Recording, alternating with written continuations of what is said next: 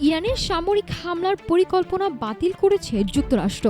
মার্কিন president Donald Trump জানিয়েছেন, একটি সম্ভাব্য শান্তি চুক্তির প্রাথমিক রূপরেখায় সম্মত হওয়ায় এবং মধ্যপ্রাচ্যের দেশগুলোর অনুরোধে তিনি আপাতত হামলা বন্ধের সিদ্ধান্ত নিয়েছেন। তবে শর্ত হিসেবে দ্রুত সময়ে হরমুজ প্রণালী উন্মুক্ত করা এবং ইরানের পারমাণবিক কর্মসূচির অবসান দাবি করেছেন তিনি।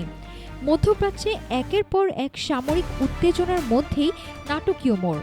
ইরানের উপর পরিকল্পিত এক নজিরবিহীন সামরিক হামলার সিদ্ধান্ত শেষ মুহূর্তে বাতিল করেছেন মার্কিন প্রেসিডেন্ট ডোনাল্ড ট্রাম্প।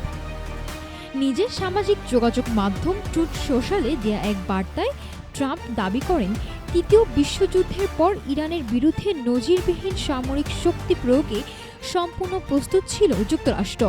তবে একটি সম্ভাব্য চুক্তির প্রাথমিক কাঠামো বা রূপরেখা তৈরি হওয়ায় হামলা থেকে বিরত থাকতে যুক্তরাষ্ট্রকে অনুরোধ জানায় ইরান সহ মধ্যপ্রাচ্যের বেশ কয়েকটি দেশ।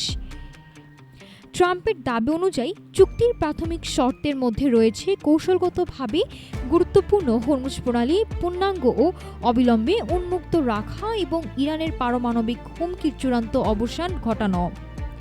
দ্রুত চুক্তি বাস্তবায়নের সব পক্ষকে আহ্বান জানান মার্কিন প্রেসিডেন্ট।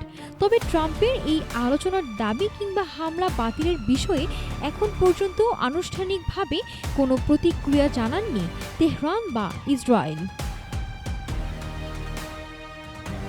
কূটনৈতিক বিশ্লেষকদের মতে, হামলা স্থগিত করলেও চুক্তি চূড়ান্ত না হওয়া পর্যন্ত মধ্যপ্রাচ্যের যুদ্ধের বড় ঝুঁকি থেকেই যাচ্ছে।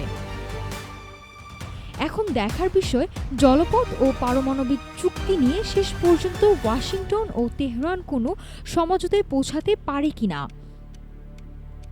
নাফিসা সামিয়া, ঢাকা টুডে।